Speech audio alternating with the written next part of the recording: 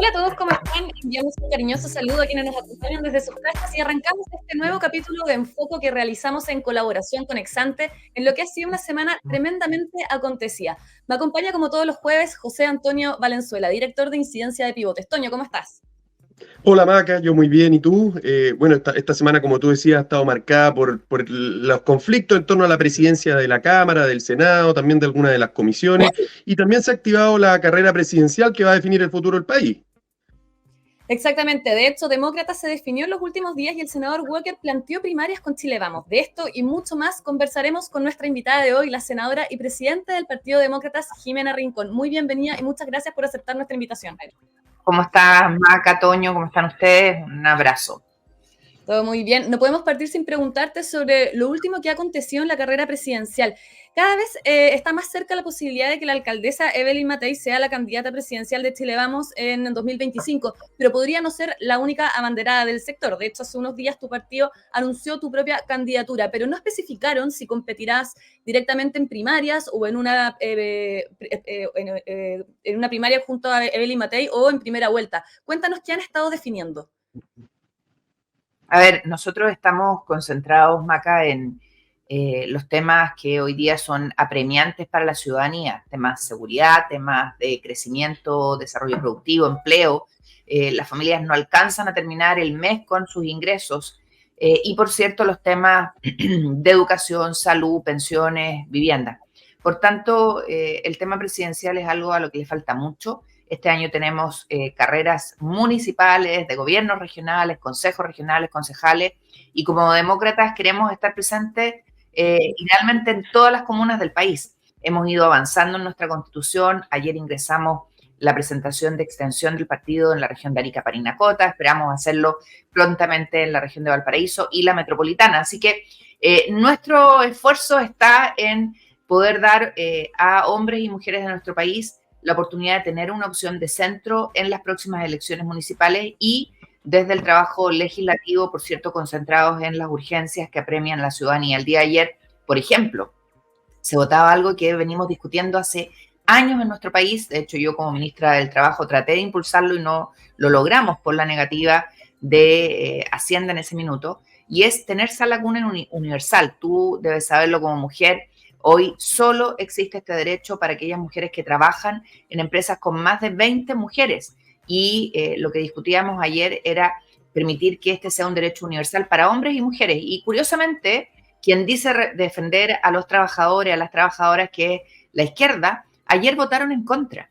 Y solo estuvieron los votos para aprobarlo de la oposición. Entonces, con ojo, una garra brava en tribunas, pifiando a los que votábamos a favor y aplaudiendo a los que estaban en contra. De verdad, uno dice el mundo al revés. Derechos para las mujeres, derechos para los trabajadores, protección a nuestros niños, parece que no es algo que le importa al gobierno porque guardó silencio y no hizo nada para convencer los votos de sus parlamentarios. De Senadora, hecho, es interesante el caso que usted indica. Me parece que la demora en aprobar una reforma de esa cuna universal ha sido sindicado como uno de los ejemplos de un sistema político que está funcionando raro, que está un poco enfermo. Lo mismo en materia de pensiones. ¿Por qué está costando tanto ponerse de acuerdo? Ya hablaba hace algunos días atrás el diputado de su partido, Miguel Ángel Calisto, de que era necesario darle gobernabilidad al país. ¿Qué está pasando? ¿Por qué vemos que el Congreso está cada vez más crispado con tanto conflicto? Yo creo que tiene que ver con que lamentablemente para algunos la ideología se toma el debate y no hay de verdad interés en resolver los problemas de la ciudadanía, y pareciera que es más importante tener subyugada a la ciudadanía, que dependa de un bono del Estado, más que darles herramientas para poder salir adelante. Y a mí me parece que el conflicto al final se transforma en algo absolutamente artificial, porque no hay voluntad de construir acuerdos, porque la ideología parece más relevante que la solución de los problemas. Bueno, acá han surgido diversos temas para que vamos a poder conversar ahora más adelante, pero por ejemplo, en materias de acuerdos. ¿Es posible que, por ejemplo, republicanos lleguen a un acuerdo apoyando la opción de Giovanna Pérez para la presidencia de la Cámara con el objetivo de que, bueno, en el caso de ellos, que el Partido Comunista no ocupe ese lugar? y están buscando también, se dieron varios acuerdos durante la presidencia del Senado. Esto envía en el fondo una señal de que se podrían generar otros tipos de entendimientos de cara ya a las municipales. ¿Ustedes desde demócratas ven posible quizás un gran acuerdo en comunas emblemáticas desde demócratas a republicanos o prefieren mantenerse en una opción más de centro? A ver, primero sobre el tema de los acuerdos. Yo creo que lo importante es poder dar gobernabilidad al país. Ayer, de hecho, pese a que los partidarios de gobierno votaron en contra, logramos sacar adelante y aprobar en general el proyecto de esa laguna universal. Así que yo espero que en el próximo mes lleguen las indicaciones del Ejecutivo y podamos construir, ¿no es cierto?, un proyecto que resuelva un problema que es muy relevante no solo para las mujeres, sino para los papás, las mamás que trabajan y los niños. Y eso es algo que vamos a hacer consistentemente desde el Senado y, en el caso de demócratas, desde las posiciones que ocupamos. Dicho aquello, hay una definición en la Cámara de Diputados que tiene que ver, ¿no es cierto?, con lo mismo, con gobernabilidad, con acuerdos, con lograr sacar adelante las iniciativas que le importan a la ciudadanía. Y en ese sentido, claramente cuando uno ve el debate de ayer, cuando el Partido Comunista, el Frente Amplio, los socialistas, el PPD, la democracia cristiana, están en contra de algo que dicen defender, uno dice, bueno, en la Cámara de Diputados pasa algo similar. Piensen que los proyectos de seguridad, que son tan necesarios para el país, donde encuentran más dificultad para avanzar, incluso negativa, son en el Partido Comunista y en el Frente Amplio. Y en ese escenario, obviamente, varios de nuestros diputados de demócratas se han manifestado en contra de apoyar la candidatura del Partido Comunista a la testera de la Cámara. Y vamos a ver, ¿no es cierto?, cómo se desarrollan los acuerdos para construir mayorías y un acuerdo administrativo en la Cámara de Diputados. Y nosotros vamos a ser muy respetuosos de lo que allí ocurra porque cada uno, ¿no es cierto?, ejerce su liderazgo y toma las decisiones en su ámbito. Nosotros lo hicimos en el Senado la semana antepasada, producto del incumplimiento por parte de los partidos de gobierno de un acuerdo firmado el 2022 que se había respetado el 2022, el 2023 relativamente. De hecho, al senador Walker no le permitieron la presidencia de Hacienda que le correspondía y a mí se demoraron 3 meses en otorgarme la presidencia de Futuro. En ese escenario y con ese antecedente, nosotros dijimos, la verdad es que vamos a avanzar. Ahora, esto que ocurrió en Hacienda y que ha sido tema de debate estos días, no es primera vez que ocurre. Ya el Partido Socialista no había cumplido un acuerdo entre ellos mismos el año 2021. Y senadora, bueno, fue precisamente su presidencia de la Comisión de Hacienda la que generó todo este revuelo y la que abrió y crispó las relaciones en el Senado. Y finalmente esta semana nos enteramos que la presidencia de la comisión quedó igualmente en la oposición y será el senador Felipe Kast el que va a estar presidiendo esta comisión. ¿Cuál es su balance de ese conflicto que se generó? ¿Por qué lo explica y qué efectos tuvo? Y una segunda pregunta que me gustaría hacerle, ¿cree que lo que pasó en el Senado y en la Comisión de Hacienda va a afectar la tramitación del pacto fiscal que propone el Ejecutivo y que es probablemente una de sus reformas más relevantes y de la reforma tributaria que ha planteado y que llegó a acuerdo con la democracia cristiana? A ver, primero, a mí no me correspondía presidir la Comisión de Hacienda, solo tenía que ingresar a la comisión para integrarla. Segundo, el acuerdo que teníamos era que la presidía José García. En el caso de Felipe Kast, él tenía que entrar a la comisión en reemplazo del Partido Comunista. Y eso es lo que ayer finalmente se materializó. El caso mío, ahí está pendiente, una vez más, ¿no es cierto?, se incumplen acuerdos. Ya lo vivimos en el 2021 cuando el Partido Socialista tenía que reemplazar a Carlos Montes por Guillé. Habían mandado ese reemplazo y lo retiraron. Y eso habla, ¿no es cierto?, de la inconsistencia que tienen ellos. Y encuentran todo tipo de excusas siempre para no cumplir los acuerdos. Ahora, respecto de lo que viene hacia adelante, creo que es importante señalar que nosotros vamos a apoyar la idea de legislar de los temas en general, ¿ya? Y eso corre, ¿no es cierto?, también para las materias tributarias. Ahora, va a ser complejo apoyar un pacto fiscal que busca aumentar 1,5 puntos del PIB vía impuestos y luego haga retroceder más que eso en materia de crecimiento e inversión. Siempre que se ponga acento en el crecimiento, nosotros vamos a estar disponibles para avanzar. De hecho, entregamos hace ya, creo que un año, un documento que se titulaba Chile debe volver a crecer, donde planteábamos los temas que tenían que ser abordados desde el Ministerio de Hacienda para poner el acento en las personas. Y uno mira, ¿no es cierto?, que aumenta la informalidad, aumenta la delincuencia, y esos son impuestos invisibles que el gobierno no está abordando. Y creemos que es fundamental que el gobierno se haga cargo de aquello para poder volver a dar certezas a Chile. Piensen ustedes que en los gobiernos de la concertación, los famosos 30 años, cuando uno mira lo que pasó ahí, en el gobierno de Patricio Aylwin, el gobierno de Eduardo Frei Ruiz-Tagle, no se tenía que hablar de reforma tributaria cada rato porque había crecimiento, y al haber crecimiento había recaudación, habían certezas, y creo que a 30 años de que el expresidente Frei asumiera su mandato, uno se da cuenta de lo que pasó en Chile y cómo eso lo hemos ido perdiendo. Hoy Chile se ha deteriorado y tenemos que recuperar a nuestro país, tenemos que reimpulsarlo y tenemos que hacernos cargo de aquellas cosas que les duele a la familia chilena. El bolsillo de hombres y mujeres en nuestro país duele. No hay plata para enfrentar temas de salud. Piensen lo que está pasando solo en salud. Va a colapsar el sistema de ISAPRE, que uno diría, bueno, se acaban las ISAPRES, ¿qué importa?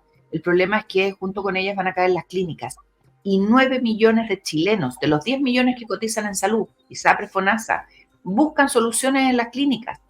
Si no existen las clínicas, ya no van a morir 44.000 personas como ocurrió el año pasado esperando atención. Van a morir muchas más. ¿Y quién se hace cargo de eso? Esa es la gran pregunta. De hecho, la pandemia habían sido varias brechas que habían entre hombres y mujeres, porque muchas de las mujeres tuvieron que dejar sus trabajos para quedarse en su casa por el tema de educación a distancia, que tuvieron que quedarse cuidando a los niños. Y en ese sentido, el tema de la Salacuna Universal que se aprobó ayer era una de las grandes medidas pro empleo, porque en el fondo permitía que las mujeres pudieran salir a buscar trabajo, a volver a reinsertarse en el entorno laboral. Pero esto también... ¿Sí? De hecho, Maca, en un estudio que se lanzó hace poquitito, en donde se hablaba de las brechas que tenían que enfrentar las mujeres, una de ellas tenía que ver, ¿no es cierto?, justamente con el tema de lo que ocurría en las familias cuando habían menores de 5 años o no.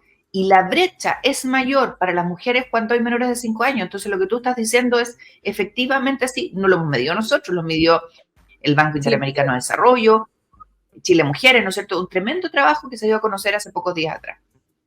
Bueno, y esto que se estén en el fondo este tipo de proyectos no consiga un apoyo transversal, pero esto también lo hemos visto, como tú decías anteriormente, en otras materias como seguridad o también, por ejemplo, en educación. ¿Se podría decir que el gobierno quizás en vez de marcar agenda se queda como un espectador más? ¿Cuál es tu diagnóstico a 2 años desde que asumió el presidente Gabriel Boric? Yo creo que lamentablemente cuando uno mira lo que ha pasado en estos 2 años, y ya empezamos la segunda mitad del periodo del presidente Boric, lo que tenemos es que un gobierno que hablaba de nuevos estándares, de una nueva forma de hacer política, de que iban a ser los que iban a sacar adelante los temas que al pueblo le preocupaban, la verdad es que solo tiene promesas incumplidas, y lo que tenemos es que se ha deteriorado el tema de la calidad de vida de las personas, la seguridad de las personas, la educación de nuestros niños, las condiciones de formalidad en el mundo del trabajo. Y creo que, y voy a ocupar una frase que se hizo famosa en un micrófono abierto como senadora de la República, como presidenta del Senado, el gobierno no puede tomar palco. El gobierno tiene que gobernar y tiene que hacerse cargo de aquello que comprometió cuando postuló a la primera magistratura. No es un espectador. Ayer, y a mí me impacta, ayer en la sala del Senado, los ministros presentes eran espectadores de lo que sus parlamentarios hacían en el debate de Salacuna. Y a mí la verdad es que me impacta esa capacidad de no asumir su rol.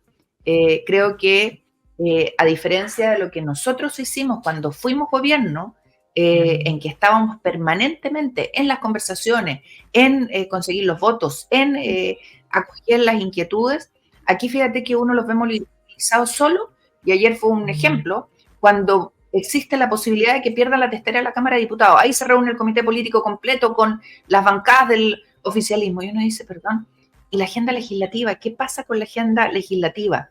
Y en la mesa del Senado se está dando gobernabilidad. ¿Quién? Los opositores al gobierno. Es como casi paradójico. Sí. Senadora, Bueno, usted hablaba de un gobierno que toma un poco de palco y que en ocasiones ha sido más espectador que protagonista. Bueno, hace algún tiempo atrás Pivote generó un poco de noticia en un conversatorio que participó la ex ministra, o sea, la ministra del Trabajo, Janet Jara, y señalaba, hacía un llamado a los empresarios a pagar mejor. Y era un poco, me llamó la atención cómo se plantea esto desde un rol así como espectador. Básicamente, él llamaba a que los empresarios mejoren los sueldos y ella como ministra de Trabajo básicamente pone el foco de la discusión en cómo los empleadores pueden mejorar las condiciones de los trabajadores y no en reformas impulsadas desde el Ministerio del Trabajo. Usted fue ministra del Trabajo. Sí, yo fui ministra del Trabajo. O te voy a dar otro ejemplo.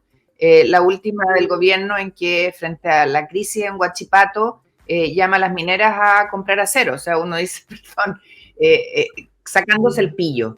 Y creo que no nos ayuda. O el propio presidente diciendo, ¿no es cierto?, más Narbona y menos CRAI, que además nadie entendía lo que quiso decir y hubo hasta inteligencia artificial para interpretarlo, pero después la ministra Toá echó abajo a la inteligencia artificial, que era una buena explicación por lo demás. A mí me gusta porque hubiese salvado el punto.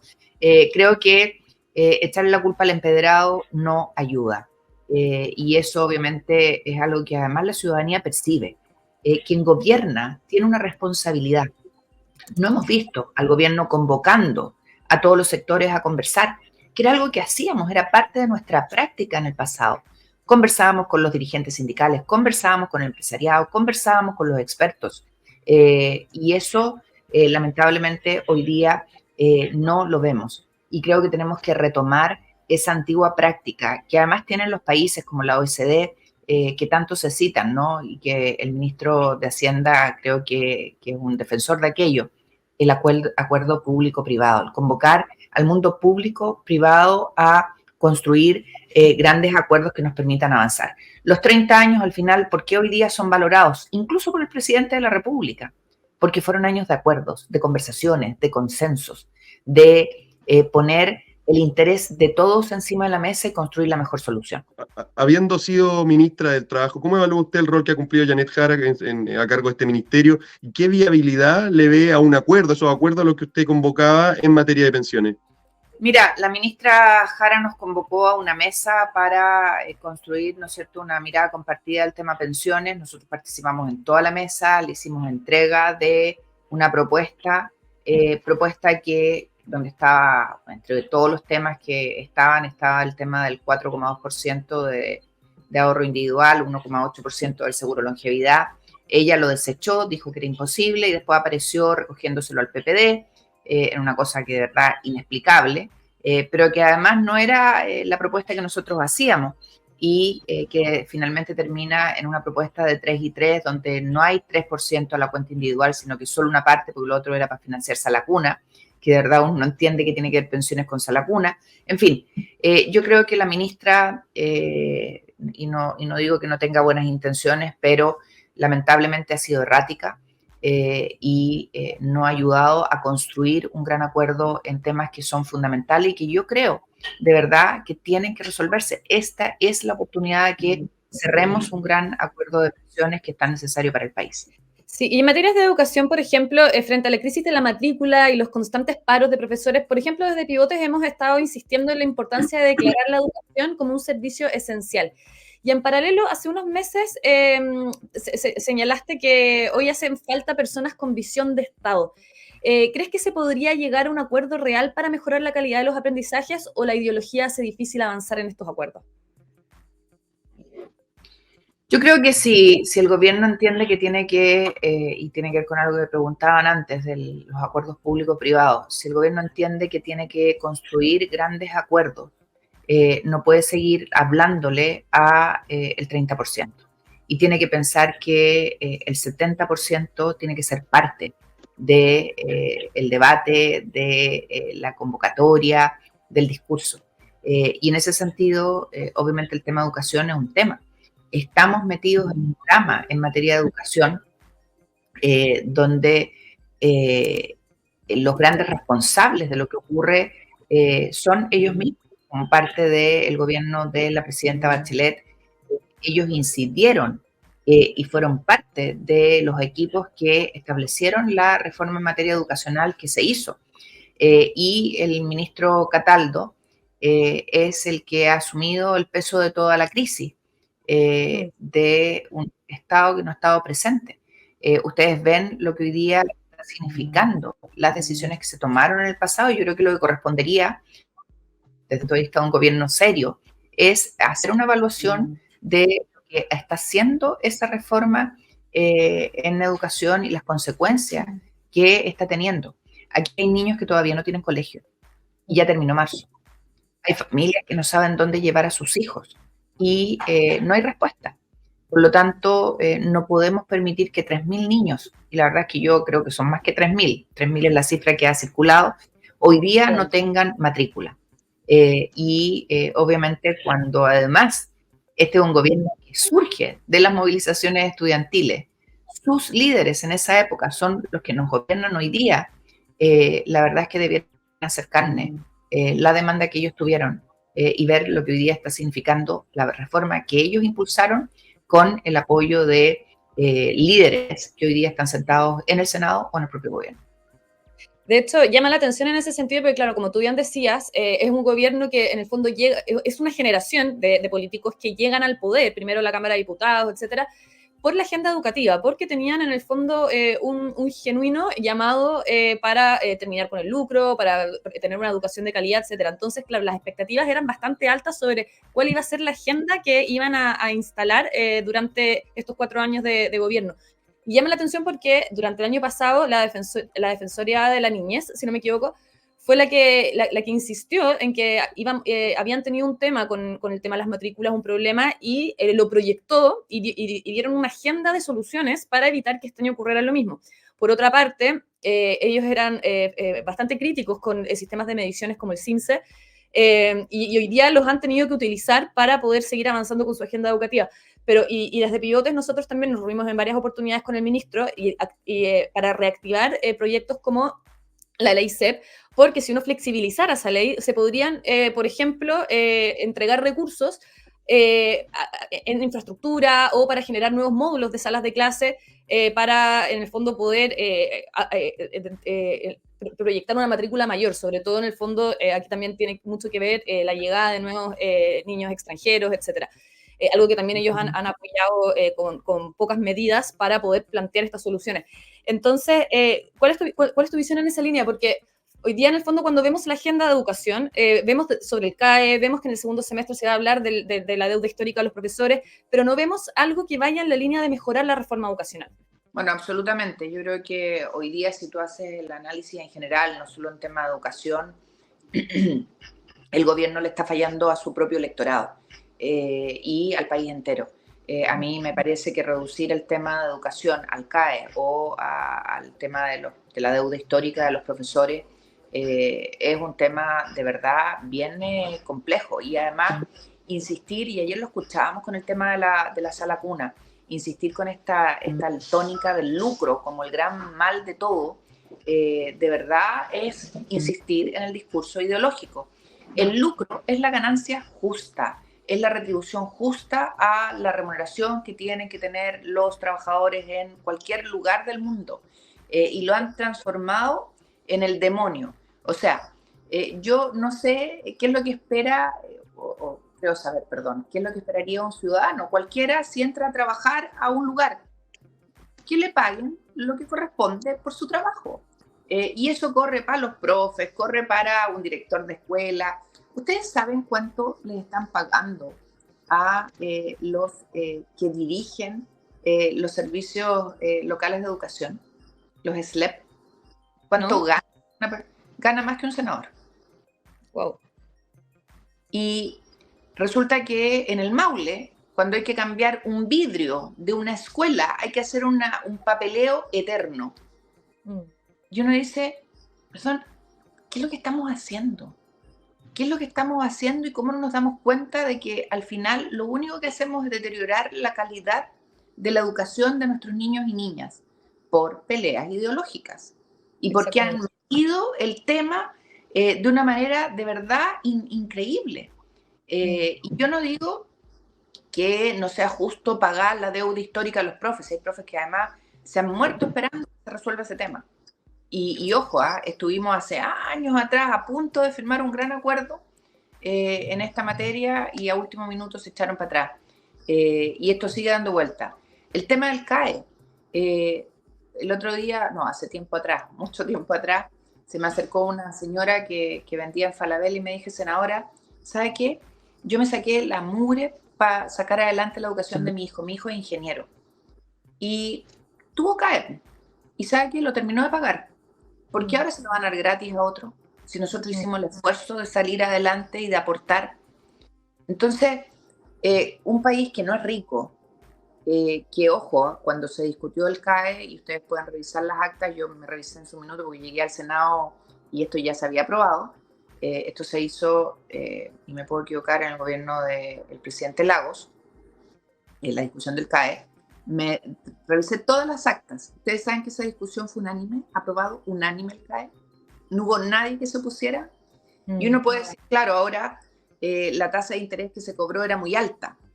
Y puede ser, porque además era un crédito con aval del Estado, eso significa CAE, y era re fácil, ¿no es cierto?, para cualquiera que lo otorgara, que sabía que iba a responder el Estado, no debió haber sido con tan alta la tasa de interés.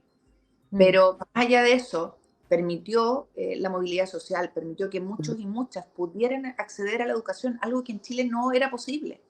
En la época de mis papás, mis viejos, los dos, mi mamá era profesora, mi padre abogado, los únicos en su familia, en el caso de mi papá, que entró a la universidad, era el menor de 7 hermanos, venían del rubro de la panadería, maestros panaderos, mi abuelo al inicio panadero, mi madre, su padre era vendedor en una tienda, su mamá dueña de casa, y de los 5 hijos, 2 estudiaron en la universidad, y en esa época la universidad no se pagaba, pero entraban 5 pelagatos. O sea, los que podían acceder a la educación eran muy poquitos. Hoy día eso cambió. Y obviamente parte de esa transformación tiene que ver con estos 30 años, tiene que ver con que hubo un crédito que uno podrá discutir que era muy caro, pero permitió que muchos y muchos estudiaran. Y la pregunta es, tenemos que, en un país que todavía tiene un nivel de pobreza que además se ha acrecentado ahora, concentrarnos en resolver el CAE o resolver la calidad de educación, mejorar las condiciones de salud, establecer mejores condiciones para el empleo, hacer que las personas sean formales y no informales, dar seguridad. Yo creo que son preguntas que este gobierno debiera responder. Porque además, de hecho, para poder llegar a estudiar a la universidad, uno primero necesita tener, en el fondo, por ejemplo, otras herramientas como el kinder obligatorio. Por eso también llama la atención que parte del actual oficialismo también haya votado en contra de ese tipo de proyectos, también por temas ideológicos. Lo vemos también, por ejemplo, en el caso de los liceos bicentenarios. Los liceos bicentenarios, en el fondo, requieren de muy poquitos recursos, porque son recursos que se le entregan una vez a cada establecimiento que postula el sello bicentenario para poder desarrollar, en el fondo, una educación de calidad. Para, en el fondo, poder desarrollar una educación de calidad, y vemos y pudimos ver a lo largo de gobiernos anteriores que en distintas materias como de convivencia escolar, en CIMSE, en PSU, los estudiantes de los liceos bicentenarios iban liderando en una de las regiones. Entonces llama la atención, por ejemplo, que en esta oportunidad el sistema de evaluación que se le hace a los colegios para poder seguir con el rendimiento, que en el fondo es, o sea, más que aprobar distintos proyectos, distintas materias de aprendizaje, tienen que preocuparse de que lo que aprendan, lo aprendan bien. Entonces llama la atención, por ejemplo, que el gobierno haya publicado en la página web del Ministerio de Educación cuáles son las evaluaciones que se le van a hacer a futuro a los profesores, porque si en el fondo ellos saben cuáles son las respuestas, no hay un incentivo de mejorar la calidad de los aprendizajes. Mira, sin comentario, yo ayer cuando escuchaba el debate de Sala Cuna y que nuevamente ponían el tema del lucro y de los privados y demonizando todo, uno dice, de verdad, cuesta entenderlo. No salimos de la lógica perversa del debate ideológico y nos centramos en una discusión que de verdad no resuelve los problemas. Entonces, aquí voy a poner otro ejemplo, el tema de pensiones. La propia Superintendencia de Pensiones dijo en enero que si el proyecto se sacaba adelante, como lo había presentado el Ejecutivo, no lo dijo con estas palabras, por cierto, las pensiones que hoy día se van a dar a las personas que entran al mundo del trabajo van a ser peores que las que se entregan hoy día. Van a bajar entre 13 y 15% las futuras pensiones en Chile. Entonces, uno dice, aquí la ideología les gana y no son capaces de pensar. Se aprenden un discurso y van sobre él. Y yo creo que necesitamos de verdad dar respuesta a las personas. Y quien aspiró a gobernar tiene que entender que él es el responsable y no puede pasarle la pelota a otros.